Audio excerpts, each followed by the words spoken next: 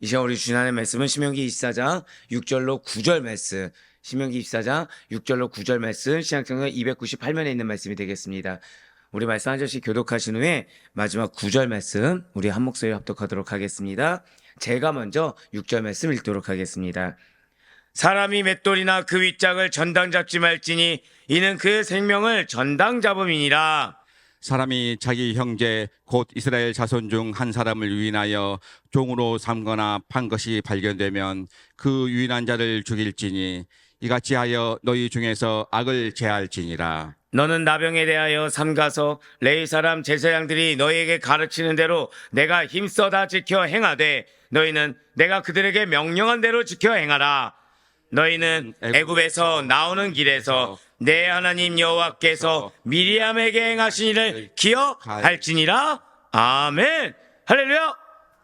네, 특별히 이렇게 비가 오는 날씨에 정말 은혜의 단비를 사모함으로 이렇게 새벽 기도에 하나님께서 나에게 반드시 고백하실게요. 은혜의 단비를 내리십니다. 네, 그 사실을 믿는 믿음으로 이렇게 새벽 기도에 특별히 오늘 나오신 우리 모든 성도님들을 주님 환영하고 축복합니다. 이 새벽에 지금 우리 계속해서 신명기를 통해서 은혜 받는 귀한 시간을 갖고 있습니다. 그 가운데 지금 신명기 21장부터 26장 15절까지의 사회생활과 관련된 규례들 거듭해서 말씀드리죠. 이것은 불순종을 하나님이 하지 말라고 한 것을 할 것을 염두에 두고 주신 말씀이기 때문에 더 뒤로 물러설 말씀이 아니라고 말씀을 드렸습니다. 더 이상 핑계댈 수도 없고 타협할 수도 없습니다. 거기에 절대성과 강제성을 띠고 있다고 말씀을 드렸어요. 그러면서 가정 질서에 대해서 계속해서 지금 지난주까지 말씀해 주셨습니다. 자, 이제 그 가운데 지금 현재 우리가 살펴보고 있는 신명기 24장은 약자들을 어떻게 보호해야 하는지, 그래서 지난주 우리 금요일 같은 경우에도 가정 내에서의 서로 상대에 대한 가치, 남녀가 어떻다고요? 남녀가 가치 면에서 인격적으로는 동등하다. 하지만 그럼에도 기능과 역할면의 차이가 있기 때문에 거기에 대해서 약자를 보호할 수 있어야 된다, 존중할 수 있어야 된다까지 우리가 은혜를 받을 수가 있었습니다. 자, 오늘 본문인 신명기 24장 6절에서 9절까지의 말씀은 약자 보호 기본 규례를 갖고 있습니다. 한번 고백하실게요. 기본 규례. 기본인 것입니다. 그러니까 가장 기본적으로 반드시 지켜야 될 의식주와 같이 바로 그런 정도의 규례라는 것이죠. 여기에는 극빈자의 생존권 보장을 위한 맷돌 담보 금지 규례와 유괴범에 대한 사용 규례, 그리고 문둥병 관련 규례 준수 명령이 주어지고 있다는 거예요. 무슨 뜻입니까? 자, 먼저 신명기 24장 6절 말씀 보시면서 이 세 가지에 대해서 하나하나 차근차근 살펴보도록 하겠습니다. 6절 말씀 먼저 보도록 하시겠습니다. 사람이 맷돌이나 그 윗짝을 전당 잡지 말지니 이는 그 생명을 전당 잡음이니라. 아멘. 자, 지금 붉은색으로 표현된 이 전당 잡다라는 말은 엄밀히 따지면 묶는다라는 의미가 있습니다. 이렇게 묶는다, 이렇게 매듭을 묶는다, 묶어두다라는 의미가 있다는 거죠. 정확히는 빌린 돈을 갚아야 하는 채무자에게 압력을 가하는 거예요. 그러니까 갚는 데 목적을 두는 것이 아니라 그 빚을 갚는 일에 묶어두려고, 해결하는 게 목적이 아니라 이렇게 묶어두려고 생활에 가장 필수적인 것을 빼앗아가는 행위. 자, 그것을 전당을 잡는다라고 표현하고 있다는 거죠. 자, 당시에는 곡식을 있으면 그 곡식을 우리가 아시는 것처럼 그냥 먹을 수가 없습니다. 빻아야 되겠죠. 왜? 벼 같은 경우도 껍질을 달고 그래야 됩니다. 마찬가지로 곡식을 빻아서 당시 음식을 만들어 먹는 거에 있어서 가장 기본적인 도구가 맷돌입니다. 그러니까 유대인들은 맷돌과 그 윗짝하면은 이것이 그냥 우리가 아는 것처럼 그 맷돌만 생각하는 것이 아니라 기본권이란 걸 그냥 알 수 있다는 거예요. 그러니까 가정의 주방에서, 자, 우리 요즘에는 주방의 가장 필수 요소가 무엇입니까? 뭐 옛날 같았으면은 아궁이, 네, 소뚜껑, 이런 거라고 하겠지만 지금 다 필수가 너무 많아져가지고 전자레인지도 필수. 예, 왠지 저쪽만 보고 얘기해야 될 것 같네요. 예, 자취하는 친구들은 아시다시피 전자레인지가 필수입니다. 밥솥은 없어도 전자레인지만 있으면 먹고 살 수 있다고 하니까. 자, 그가 당시에는 뭐가 없으면은 이 주방이 돌아가지 않아요? 맷돌입니다. 맷돌입니다. 그러니까 이러한 맷돌을 전당 잡히게 되면 이 맷돌의 주인 뭐를 못 해먹게 되는 거죠? 음식을 못 해먹게 되는 거예요. 그래야 결과적으로는 생존에 아주 커다란 지장을 받게 되기 때문에 어떠한 경우에서도 이 맷돌만큼은 전당을 잡으면 안 되는 것입니다. 그러니까 이 생존권과 관련된, 그러니까 이것을 빼앗아가면 밥을 해 먹을 수가 없는 거라서 이것만큼은 빼앗아가면 안 된다는 거죠. 당시에 고대 근동에는 앞서 말씀드린 대로 집집마다 이렇게 손으로 돌리는 맷돌이 있었습니다. 그리고 이것은 음식을 만드는데 필수적인 기구였어요. 실제로 고대 근동의 그 사력을 찾아보면 마을 저녁에는 매일 아침마다 무디게 갈려지는 맷돌 소리가 들렸다는 거죠. 그래서 이 맷돌 소리가 실제 여기서만 나오는 것이 아니라 구약에도 하나님께서 징계하실 때 너희의 기본권을 뺏어가겠다. 너희가 당연히 아침마다 들리는 밥 해 먹을 수 있는 그런 은혜를 뺏어가겠다라는 말의 의미로 예레미야 25장 10절 말씀을 통해서 이렇게 말씀하십니다. 이어서 예레미야 25장 10절 말씀 보도록 하실게요.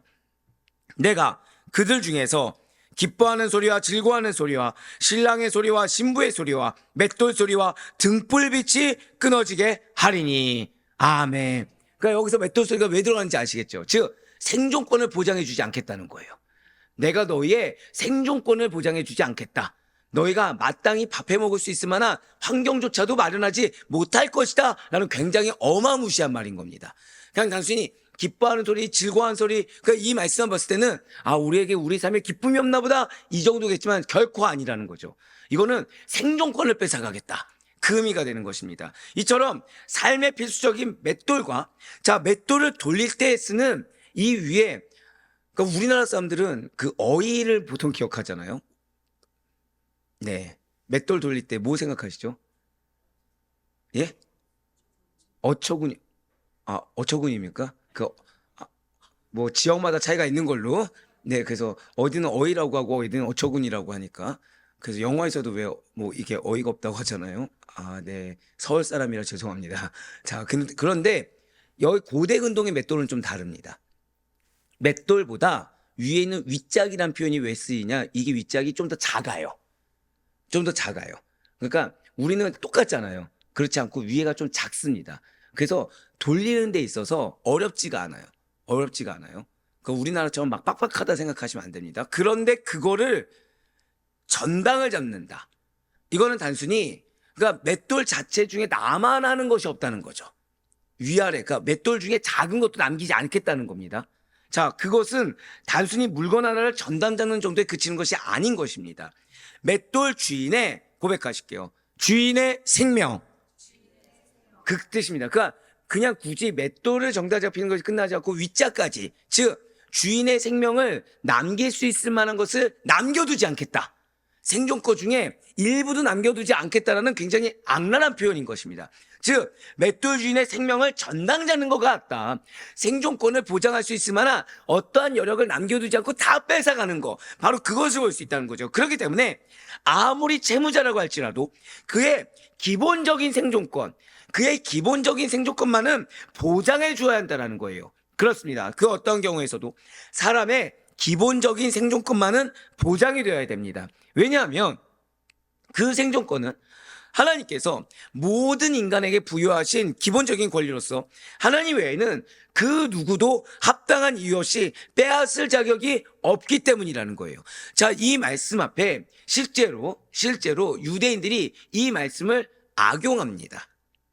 악용해요. 자, 그래서 이 말씀이 어디 뒤에 나왔습니까? 자, 사회생활에 여러분들 기억하고 계시는가요? 2주 전에 이럴 때 딱 믿음이 딱 생겨야 되는데 2주 전 말씀하니까 아무도 모를 거라는 이 불신이 갑자기 막 이렇게 싹 올라와서, 자, 2주 전에 사회생활 규례의 첫 번째 시작이 무엇이었습니까? 그럴 줄 알았습니다. 이웃사랑. 금요일날 말고 월요일날, 죄송합니다. 월요일날 이웃사랑에 대해서 말씀드렸습니다. 습관적인 거 도우라고 했습니까? 돕지 말라고 했습니까? 돕지 말라고 했습니다. 자, 이 당시 때 그러면 이들은 기본권이라는 게 맷돌만 있었을까요? 아니면 다른 것을 주장하기 시작했을까요? 다른 거를 주장하기 시작한 거예요. 즉 하나님 말씀하신 기본적인 생존권이라는 것은 말 그대로 기본적인 것인데, 근데 무엇을 주장합니까? 점점 사치방탕까지, 이것까지는 보장해야 된다. 이것까지는 내가 필요한 것이다. 점점 악용하는 겁니다. 하지만 아니죠. 생존권입니다. 말 그대로 생존권입니다. 습관적이거나 방탕하게 쓰면서 사는 것을 보장해 주란 말이 결코 아니라는 거예요. 즉, 말 그대로 기본적인 거, 그걸 보장해 주는 거고, 그리고 이 말씀이 이웃사랑 뒤에 있지 않습니까? 왜라고요? 습관적으로, 즉 어떠한 노력이나 어떠한 개선해 보고자 하는 의지가 없는 사람들을 보장해 주란 말이 아니라는 거예요. 열심히 하려고 하는데 안 되는 것들, 그 가운데서도 물론 채무의 빚이 있지만 그 채무의 빚 가운데서도 나머지는 당연히 갚아야 된다는 겁니다. 여기서 안 갚아도 된다는 말이 아니에요. 채무자는 무엇만 보장해주고 나머지는 받으라는 겁니까? 생존권인 것입니다. 자, 왜냐하면 이 생존권은 하나님께서는 합당한 이유 없이 빼앗을 자격이 없기 때문이고, 나머지는 갚아야 될 의무가 있어요. 그런데 이스라엘은 과연 어떻게 했습니까? 아모스 2장 6절부터 8절까지의 말씀을 보도록 하실게요. 여호와께서 이와 같이 말씀하시되 이스라엘의 서너 가지 죄로 말미암아 내가 그 벌을 돌이키지 아니하리니 이는 그들이 은을 받고 의인을 팔며 신앙결례를 받고 가난한 자를 팔며 힘없는 자의 머리를 티끌먼지 속에 발로 밟고 연약한 자의 길을 굽게 하며 아버지와 아들이 한 젊은 여인에게 다녀서 내 거룩한 이름을 더럽히며 모든 제단 옆에서 전당 잡은 옷 위에 누우며 그들의 신전에서 벌금으로 얻은 포도주를 마심이니라. 아멘. 무슨 말씀입니까? 분명 이들은 우리가 오해하지 말아야 되는 것이, 아무리 이들이 아스타로 섬기고 몰몬을 섬기고 암몬신을 섬겼다고 하더라도 그들이 하나님을 안 섬긴 게 아니에요.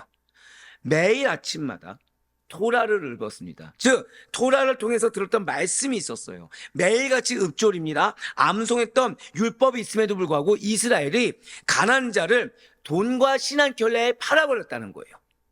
즉 돈과 신앙결례에 팔았다는 것은 그 집에 남아난 것이 뭐예요? 없기 때문이라는 거죠. 즉 생존권 보장 주시하지 않고 악랄할 정도로 다 가져간 겁니다. 힘없는 자를 억압해 버렸어요. 하나님의 이름을 욕되게 했습니다. 또한 제단 곁에서 약자의 그 전단물을 이용해서, 즉 생존권을 보장해 주라고 했는데 그거 보장하지 않고 그냥 다 뺏어간 거죠. 그래서 사람을 노예로 팔아버리는 일까지 발생한 거예요. 자, 약자의 전단물을 이용해서 뭐 했습니까? 향락에 빠져서 종교적 부패를 드러냈다는 거예요. 그러니까 나도 먹고 살기 힘들어서 너가 나한테 줘야 돼가 아니라 뭐 하기 위해서요? 유흥에 쓰기 위해서. 어디 옆에서? 신전 옆에서. 진실 하나님께서는 바로 이러한 사회적 불의와 도덕적 타락, 종교적 부패를 결코 지나치지 않으시고 반드시 심판하십니다. 만약 그 누구라도 합당한 이유 없이 인간의 생존권을 빼앗는다고 한다면 그는 결단코 하나님의 무서운 심판과 징벌을 면할 수가 없게 된다는 거예요. 그래서 하나님께서는 인간에게 부여하신 기본적인 권리인 생존권을 보장하는 사회가 되어야 된다라고 말씀하고 있다는 거죠. 결국 맷돌을 전당 잡지 말라라는 규정은 채권자의 권리에 어느 정도의 제한을 가하는 것이며, 이스라엘 공동체의 모든 사람은 당연히 열심히 일을 해야 됩니다. 당연히 성실해서 갚아 나가야 됩니다. 하지만 기본적인 생존권을 보장해야 된다. 즉 누구든지 하나님께서 지키시는, 고백하실게요, 형제의 생명, 형제의 생명만큼은 위협할 수도 없고 보호해야만 된다는 사실을 가르쳐주고 있는 것입니다. 자, 이어서 신명기 24장 7절 말씀은 유괴범에 대한 사형 규례입니다. 7절 말씀 보도록 하실게요. 사람이 자기 형제 곧 이스라엘 자손 중 한 사람을 유인하여 종으로 삼거나 판 것이 발견되면 그 유인한 자를 죽일지니 이같이 하여 너희 중에서 악을 제할지니라. 아멘. 우리가 이 말을 조심해야 되는 이유가 바로 여기에도 있습니다. 자, 지금 제가 어디에 악센트를 둬서 읽었죠? 유인하다예요. 그러니까 왜 그런 경우들이 존재할 수 있죠? 대화를 하는데 이 의도를 가지고서 한마디로 거짓말을 해서라도 이렇게 미혹하는 거, 꼬드기는 거. 근데 상대에게 도움이 됩니까? 나에게만 도움됩니까? 나에게만 도움되는 걸로. 상대에게 유익이 없습니다. 근데 거기에 더해서 더 악한 일이 발생하는 거예요. 상대를 지금 어떻게 하려는 거죠? 해하고자, 상대를 죽이고자 루머를 퍼뜨리는 겁니다. 상대를 죽이고자 미혹을 하는 거예요. 거짓을 펼치는 거예요.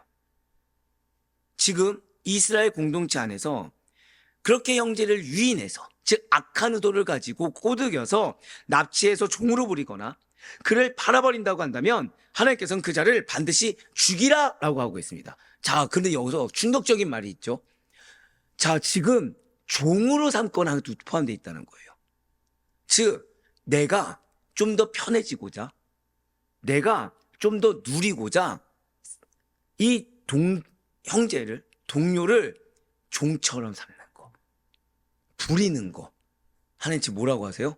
죽여야 된다는 거예요. 왜입니까? 왜 이렇게까지 말씀하신 걸까요? 한 번 더 우리 절대 고백하실게요. 하나님의 형상, 우리가 언행을 조심해야 된다는 것이 바로 여기에 있습니다. 이렇게까지 하신 이유는 단순히 한 사람을 해친 죄, 또는 단순히 한 사람을 내 아래 두고서 군림하는 죄가 아니라 하나님의 형상으로 지음받은 존재를, 잘 들으셔야 돼요. 이거 원어로 보면 앞에 생략된 것이 있어요. 짐승과 같이 취급하여가 있습니다. 자, 뭐라고요? 한 사람을 유인하여 짐승과 같이 취급하여 종으로 삼거나 판 것이 발견되면입니다. 자, 그러니까 사람을 인격적으로 대우한 겁니까? 아니면 말 그대로 어떤 이익으로만 지금 보고 있는 것입니까? 이익으로만 보고 있는 거죠. 사람을 인격적으로 대하지 않고 그냥 내가 유익을 얻는 용도로만, 그냥 내가 한마디로 그 사람을 어떤 인격적인 대우나커녕 오히려 사람 취급을 하지 않았다라는 거예요. 그래서 하나님께서 주신 자유함, 존엄을 송두리째 빼앗는 범죄이기 때문인 것입니다. 그러니까 이 죄는 그냥 단순히 사람을 죽여서 여기에 포커스 있는 것이 아니에요. 유인하여 악한 의도인 거죠. 즉 사람을 짐승과 같이 취급했다는 거예요. 어떤 사람인데? 하나님의 형상으로 창조된, 지음받은 존재인데 그 사람을 인격적으로 대하지 않았다는 거죠. 자, 제가 이걸 왜 계속 강조하죠? 지난주에 부부에 대해서 뭐라 말씀드렸습니까? 무엇에 있어서 동일하다고요? 가치와 인격적인 면에 있어서. 즉 이거는 부부관계에 적용이 되는 말씀입니까? 아닙니까? 적용되는 말씀이에요. 부부관계에 있어서도 남편이 어떤 역할과 기능적인 면이 내 기대에 부합하지 못하다고 해서 남편을 인격적으로 모독해서는 안 됩니다. 마찬가지로 아내 역시도 내가 내 감정적인 부분이나 내 어떠한 부분에 적합하지 않다고 해서 인격적으로 대화하지 않는다, 그런 언행을 해서는 안 된다는 거예요. 반드시 가치를 인정해 줘야 된다는 것입니다. 반드시 인격적으로 대할 수가 있어야 된다는 거예요. 특히나 그를 이방 땅에 팔아 넘기는 것은 더 끔찍한 죄라는 거죠. 자, 지금 방금 전까지 말씀드린 것은 말 그대로 유인하여 종으로 삼는 것, 즉 내 멋대로 이렇게 군림하려고 한 것도 무서운 죄인데, 이거는 하나님께서 주신 자유와 존엄을 빼앗는 큰 범죄인데 이방 땅에 팔아 넘기는 것은 더 끔찍하다는 거예요. 그것은 곧 하나님께서 약속하신 땅에서 억지로 내쫓는 행위이자 하나님의 주권을 정면으로 거스르는 행동이기 때문이라는 거죠. 이에 대해서 솔로몬은 이미 이렇게 선포한 바 있습니다. 잠언 1장 16절부터 19절까지 말씀 보도록 하실게요. 대저 그 말은 악으로 달려가며 피를 흘리는데 빠름이니라. 새가 보는 데서 그물을 치면 헛일이겠거니요. 그들이 가만히 엎드림은 자기의 피를 흘릴 뿐이요 숨어 기다림은 자기의 생명을 해할 뿐이니 이익을 탐하는 모든 자의 길은 다 이러하여 자기의 생명을 잃게 하느니라. 아멘. 그래서 저희가 방금 봤던 바로 이 신명기 24장 7절 말씀에서 유인하여에 집중해야 될 말이 바로 이것 때문입니다. 자, 유인하여가 결국 무엇 때문이에요? 이익을 탐해서예요.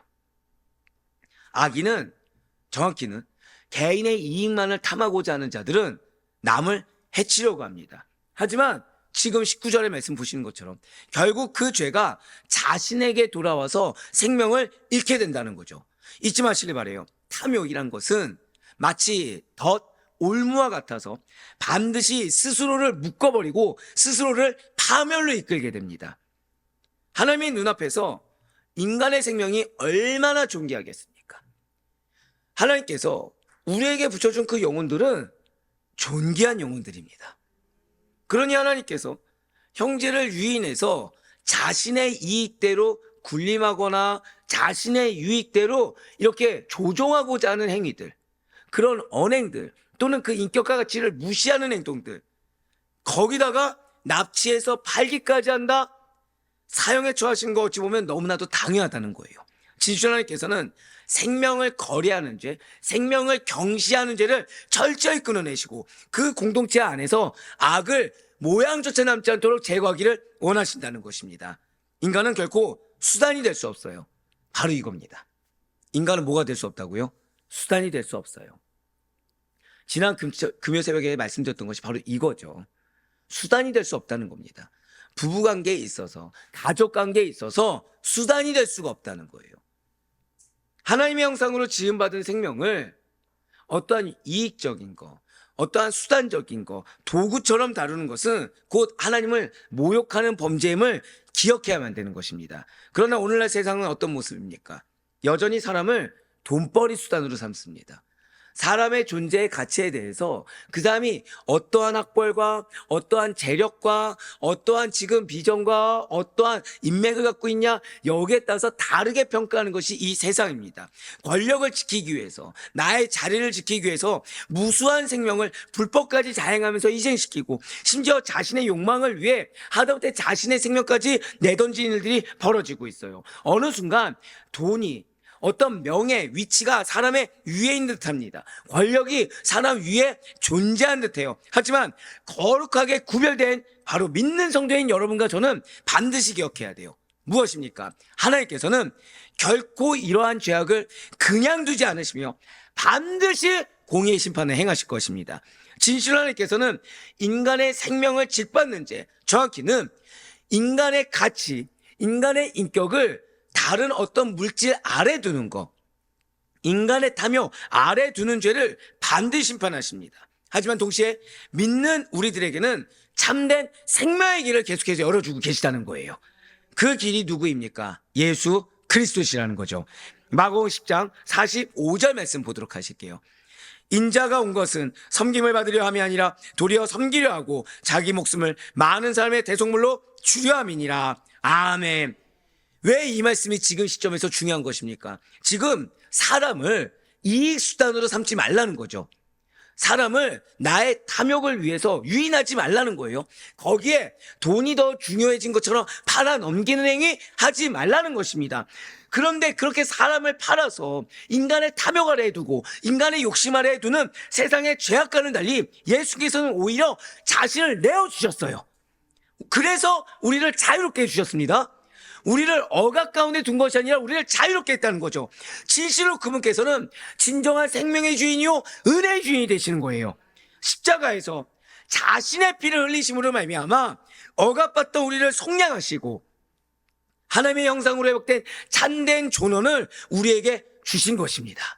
그러므로 우리는 생명을 도구 삼고 정확히는 인간의 가치, 인간의 존엄성을 돈 아래, 탐욕 아래에 두는 세상의 길을 따라서는 안 된다는 거예요. 오직 주님께서 주신 그 값없는 은혜와 참된 복음 안에 살며 이 땅을 생명을 존귀히 여기는 삶의 본으로서 살아가야 된다는 거죠. 하나님께서 창조하신 형상의 존엄성을 보존하는 증거가 되어야 된다는 것입니다. 그에 더해서 저와 여러분은 어떤 상황에서도 이 인간의 생명이, 인간의 존재 가치가 수단으로 전락하는 것을 용납해서는 안 돼요. 왜입니까? 생명이 존중받지 못한 사회는 결국에는 나 자신의 삶도 존중받지 못하기 때문입니다. 맞습니다. 지금 사회생활 규례에서 드디어 여러분들이 아마 스스로 눈치채셨겠지만 지난주에도 말씀드렸죠. 배우자를 배려하는 거, 가정을 배려하는 건 결국 그 배려가 누구에게 돌아온다고요? 나에게 돌아온다고 말씀드렸어요. 마찬가지입니다. 우리가 정말 내가 인정받기를 원한다, 정말 나의 가치를 알아주길 원한다고 한다면 우리가 먼저 상대를 그렇게 봐야 됩니다. 우리가 먼저 공동체를 그렇게 바라볼 수 있어야 돼요. 그러니 우리의 사명을 잊지 말아야 됩니다. 우리의 사명은 단순히 예수 믿어 전도하는 거에 그치는 것이 아니에요. 이 시대를 변화시키는 것입니다. 생명 경시 사상이 만연한 이 시대 가운데, 인간의 존엄성이 점점 훼손되는 이 시대 가운데 내가 먼저 돈보다도, 내가 먼저 인간의 어떠한 욕심보다도 하나님께서 주신 이 소중한 생명을 귀하게 여기고 내 가정과 속한 공동체에서 그리고 사회 속에서 생명이 그리고 인간의 존엄성이 존귀하게 여겨지도록 힘써야 된다는 거예요. 이어서 오늘 본문이 신명기 24장 8절과 9절 말씀은 문둥병 관련 규례를 말씀해 주고 있습니다. 너는 나병에 대하여 삼가서 레위 사람 제사장들이 너에게 가르치는 대로 내가 힘써 다 지켜 행하되 너희는 내가 그들에게 명령한 대로 다 지켜 행하라. 너희는 애굽에서 나오는 길에서 내 하나님 여호와께서 미리암에게 행하신 일을 기억할지니라. 아멘. 지금 나병이라 했지만 우리가 잘 아는 말처럼 문둥병이죠. 문둥병에 대한 규례를 지키라라는 하나님의 명령이 나오고 있습니다. 지금 이 말씀 역시 마찬가지예요. 지금 이것이 단순히 위생이나 질병 관리 차원이 아닙니다. 하나님의 거룩하심과 공동체의 정결을 보존하기 위한 규례예요. 지금 하나님께서는 8절에 붉은색 표현된 물로 보시면 제사장이 가르친 대로 힘써 지켜 행해야 된다라고 하심으로 이 규례를 반드시 철저히 준수해야 된다라고 지금 말씀하고 계세요. 즉 인간의 어떠한 판단이나 감정적인 것, 사회 시대상이 아니라 하나님께서 주신 질서와 제도 안에서만 공동체가 안전하게 보존될 수 있다는 사실을 강력하게 선포하고 있는 것입니다. 그런데 하나님께서는 지금 여기에 대해서 한 가지 특별한 조건을 덧붙이셨어요. 9절에 붉은색으로 표현된 문을 보시기 바라요. 바로 애굽에서 나오는 길에서 미리암에게 행하신 일을 기억하라라는 거예요. 자, 지금 앞서 생존권을 보장해라. 인간의 존엄과 생명을 경시하지 마라. 즉, 이 두 가지의 공통점이 있죠. 무엇입니까? 물질보다 더 중요한 가치가 있다는 거예요. 자, 뭐라고요? 물질보다 더 중요한 가치가 있다는 겁니다. 그거를 가지고 무엇을 지키라는 거예요? 공동체의 정결을 지키라는 거예요. 그거 가지고 뭘 지키라는 겁니까? 하나님의 질서를 훼손시키지 말라는 거예요. 자, 제가 계속해서 말씀드렸죠. 사회생활은 무엇과 관련돼 있다고요? 가정질서. 자, 추후에 그러면 자신의 자식조차도 팔아버린 일이 존재했습니까? 안 했습니까? 했다는 거 우리가 알고 있죠. 바로 그겁니다. 자신의 자식조차도 팔아버린 일이 존재했습니다. 자, 명분은 다양했어요. 근데 결론은 뭐죠? 말씀에 불순종한 것입니다. 자, 그래서 지금 오늘 말씀은 인간의 존엄성, 이거보다 더 중요한 것은 없다. 즉, 물질 아래 두지 마라, 탐욕 아래 두지 마라. 그것에 시도조차 하지 말라는 거예요. 그런데 여기서 그러면서 한 가지 특별한 조건을 덧붙이신 것이 무엇입니까? 너희 반드시 지켜야 돼. 안 그러면 혼나. 이것이 아니라 미리암을 기억하라는 거예요. 하나님께서 미리암에게 하신 일을 기억하라는 거죠. 미리암이 누구죠? 모세의 친누나입니다. 그런데 그걸로 멈추시면 안 돼요. 고백하실게요. 하나님께서 세우신 자, 그거예요. 이걸 기억하셔야 됩니다. 출애굽에서 하나님께서 세우신 선지자입니다. 제가 어제 양육 때 놀란 게 바로 이거예요. 자, 우리는 선지자적 사명이 있습니다. 믿으십니까? 자, 그런데 지금 오늘 하나님께서 맨 마지막에 기억해야 될 말씀이 뭐라고요? 하나님이 세우신 선지자에게 당신이 행하신 일을 기억하라는 거예요. 이거 좋은 뜻일까요? 나쁜 뜻일까요? 나쁜 뜻이겠죠. 맞습니다. 하나님께 세우셨어요.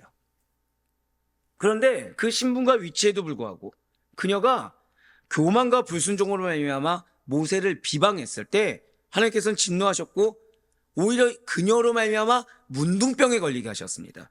그래야 미리암은 7일 동안 진 밖에서 격리 생활을 해야 됐고 이스라엘 전체 공동체가 그 기간 동안 나아가지 못했어요. 자, 이거 기억하셔야 돼요. 첫 번째로 하나님 세우신 위치가 있습니다. 근데 그 위치에 걸맞지 않는 언행을 했어요. 그랬을 때 하나님께서는 미리암을 징계하셨습니다. 어떻게요? 격리하게 하셨어요. 즉 공동체 안에 어울리지 못하게 했습니다. 근데 공동체도 징계를 받았어요. 어떻게요? 나아가지 못했습니다. 행진을 멈추고 기다려야 했다는 거죠. 자, 오늘 핵심이 이거예요. 오늘 핵심이 이겁니다. 가장 큰 주제는 인간의 가치와 존엄성을, 즉 어떤 물질적인 거, 다른 세속적인 거 밑에 두지 말고 하나님께서 부여하신 그 창조의 형상을 가치를 반드시 보존하라는 거예요. 그러기 위해서 기억해야 될 것이 무엇이라고요? 하나님께서 세우신 위치가 있습니다. 위치가 있는데 그 합당하지 않은 언행을 했을 때 하나님께서는 언행을 한 자만 치신 것이 아니라 언행을 한 자를 공동체에서 격리시키고 공동체 역시도 공동 책임을 가졌다는 거예요. 한마디로 발전하지 못했다는 거죠.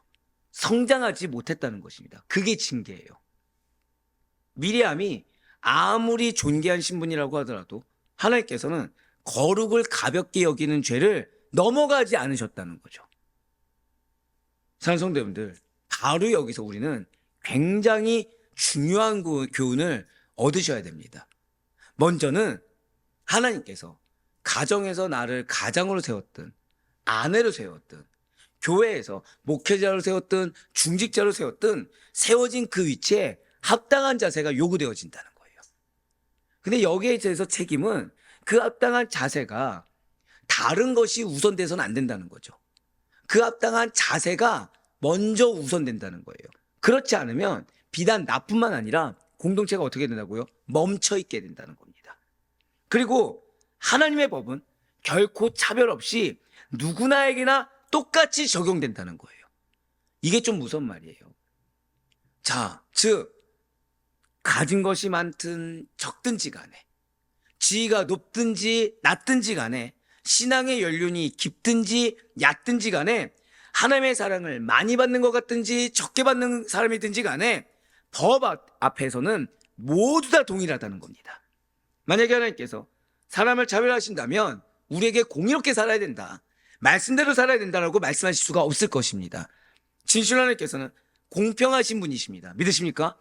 그래서 우리에게도 그 공평을 요구하고 있다는 거예요. 맞습니다. 하나님께서는 차별이 없으신 분이고 진정으로 의로우신 분이십니다. 그래서 성경은 그러한 하나님의 자녀인 우리들에게 차별하지 말라. 그래서 중요한 것이 앞에 생존권이었던 거예요.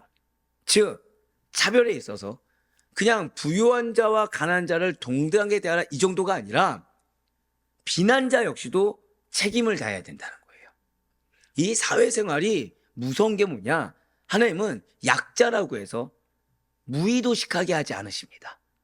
약자는 약자답게 성실해야 되고 강자는 강자답게 아량을 베풀면서 성실해야 된다는 거예요.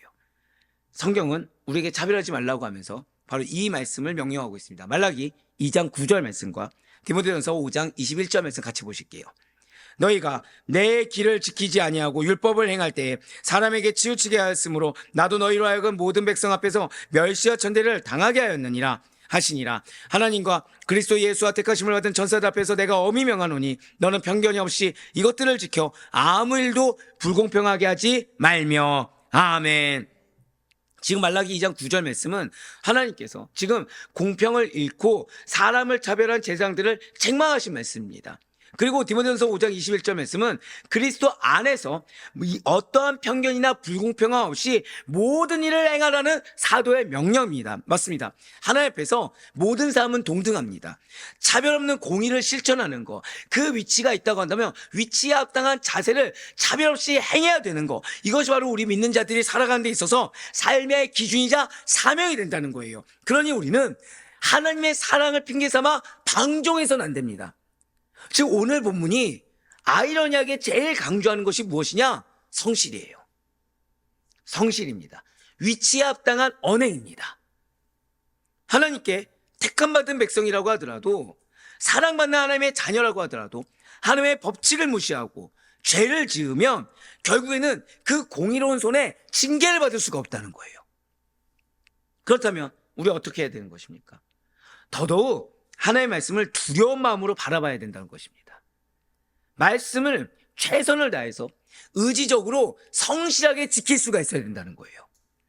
이것이 생존권이다라고 내가 그 생존권을 지구해서도 안 됩니다. 나는 그런 마음이 없고 나는 그냥 함께 잘 먹고 잘 살려고 했습니다는 말을 뒤에 숨어서 유인해서 내가 그 사람을 군림하려고 해서도 안 되는 것입니다. 더불어서 나의 어떠한 목적을 가지고 나의 어떠한 그 목적을 가지고 상대를 인격이나 어떠한 가치를 존엄성을 훼손하는 것을 감수해가면 끝까지 이끌려고 해서도 안 되는 거예요. 더불어서 내 위치가 있는데 위치 합당하지 않은 언행을 하면서 오히려 내가 피해자인 것처럼, 공동체가 지금 발전하지 못하는데 내가 피해자인 것처럼 서서도 안 된다는 거죠. 우린 성실해야 돼요. 무엇에 대해서요? 말씀을 지키는 것에 대해서 성실해야 됩니다. 그럴 때만이 하나님의 사랑 속에서, 그리고 그분의 공평하신 은혜 안에서 평안하게 살아갈 수가 있는 것입니다. 그리고 문둥병에 대한 규례에서 얻을 수 있는 교훈이 한 가지가 더 있죠. 그것이 무엇입니까? 죄는 반드시 공동체 전체에 영향을 미치게 돼 있어요. 미리암의 문둥병은 단순히 개인의 고통이 아니라 이스라엘 공동체 전체의 행군을 멈추게 했다. 이 사실을 잊으면 안 됩니다. 많은 공동체가 항상 기회가 있어요. 근데 그 기회를 놓칠 때가 언제냐? 이 하나님께서 은혜를 부어주실 때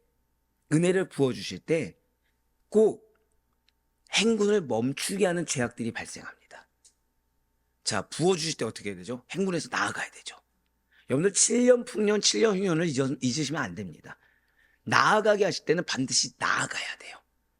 나아가는 데 있어서 내가 힘드니까 나 하나 정도 얹혀도 되겠지, 나 하나 정도 이 정도 말해도 되겠지, 그래서 멈춰 있게 된다고 한다면 멈춘 기간만큼, 예를 들어서 7년 풍년, 7년 흉년입니다. 6년간 잘 성장했어요. 근데 1년간 멈춰 있었습니다. 그러면은 흉년 기간 동안 6년은 잘 버티고 1년을 버틸 수 있는 겁니까, 없는 겁니까? 1년을 못 버티게 되는 거죠. 그렇죠? 그냥 단순히 멈춰 있는 것이 아니라 그 1년 때문에 나라가 망할 수가 있게 되는 거죠. 한번 생각해 보세요. 애굽의 7년 풍년입니다. 애굽의 7년 풍년이에요. 6년간 잘 저장해 놨어요. 근데 1년간은 흥청망청 쓴 겁니다. 그러면은 7년, 6년 왔을 때, 나머지 것 가지고 잘 배분하면 되겠지가 됩니까, 안 됩니까? 안 된다는 거예요. 그 1년 때문에 6년간의 인내가 허사가 될 수 있는 거죠. 한 사람의 불순종이 공동체 전체의 짐이 되고 하나님의 뜻을 지연시킬 수 있다는 것을 생생하게 보여주는 사건이 미리암의 사건입니다. 지금 하나님께서는 이스라엘 백성들에게 오늘 본문에서 마지막을 무엇을 기억하라고요? 미리암의 사건을 기억하라 라고 하심으로 말미암아 누구든지 자신의 위치에 합당하지 아니하며 누구든지 하나님의 말씀을 가볍게 여기면 그 결과를 피할 수 없다라는 경고를 지금 주고 계시다는 거예요. 그리고 오늘날 우리에게도 하나님의 거룩하심만을 본받아 죄를 용납하지 말고 그럼으로써 공동체의 정결을 지켜야 할 사명이 있다는 사실을 상기시켜주고 계신 것입니다. 사랑하는 아티포기 성도 여러분들, 오늘 하나님께서는 중요한 말씀을 주셨어요. 맷돌을 전다 적지 말라고 하심으로 연약한 자의 최소한의 생존권을 보호하라고 하셨습니다. 또한 형제를 유인해서 종으로 삼는 행위를 사형에 해당하는 중죄로 다스리심으로 말미암아 인간 생명이 하나님의 형상대로 존귀하다. 즉 물질 아래 두지 마라. 어떠한 인간적이고 세상적인 가치 아래 인간의 존성을 훼손시키지 말라라는 사실을 선포하셨습니다. 문둥병 규례를 철저하게 지키게 하시면서 이 모세의 누나 미리암 사건을 상기시켜서 모두 다 하나의 법 앞에 서 있으며 그 언행에 있어서 위치에 있어서 조심하라 라고 말씀해 주셨어요. 그렇습니다. 진실 하나님께서는 생명의 하나님이세요. 그 어떤 것도 그 위에 놓여질 수가 없습니다. 좀 더 쉽게 말씀드릴까요? 믿는 자들은 말씀이 최우선이어야 된다는 거예요. 믿는 자들은 하나님의 창조 원리가 최우선이 돼야 된다는 것입니다. 그렇지 아니하면 내가 지가 하나님께 어떤 징계받을지 모르고 행하게 되며, 그런데 문제는 뭐라고요? 나에서 끝나는 것이 아니라 공동체가 공동으로 죄악을 짊어지게 된다는 것입니다. 맞습니다. 그 어떤 것도 하나님의 법 위에 놓여질 수가 없어요. 우리는 그 하나님의 법으로 인해 징계받는 자들이 아니라 그 하나님의 법을 선포하면서 공동체를 변화시키는 자입니다. 하나님께서는 공평하시기에 그 공평을 통해 공동체의 거룩과 생명의 존엄을 반드시 지켜줄 것입니다. 그래 바라옵고 나옵기는 하나님께서 나에게 부여하신 위치를 잊지 마시길 바라요. 가장이 되었든 아내가 되었든 부모가 되었든 자녀가 되었든 나에게 세우신 하나님이 허락하신 그 위치를 잊지 마시고 그 위치에 합당한 언행을 하시되 어떠한 경우에서도 유익을 탐욕을 부려서는 안 됩니다. 어떠한 경우에서도 나의 가치관이 물질이 내 가치관을 잠식해서는 안 돼요. 세속적인 가치관이 나를 잠식해서는 안 됩니다. 끝까지 하나님의 말씀이 우리에게 전부가 되길 바라요. 하나님의 법이 전부가 되길 바랍니다. 그리하여 이 미리암 사건을 기억하셔서 나의 연약함이 공동체를 이 어떤 발전이나 성장을 저해할 수 있다라고 늘 항상 경각심을 갖는 가운데, 하지만 내가 말씀을 지키고 말씀에 순종하여 공동체의 거룩을 세우고 생명을 존귀 여기는 자로 증명이 되었을 때 하나님께 인정받고 칭찬받을 수 있는 그것이 정말 우리들의 삶에 실제가 될 수 있기를 주님의 이름으로 간절히 축원합니다.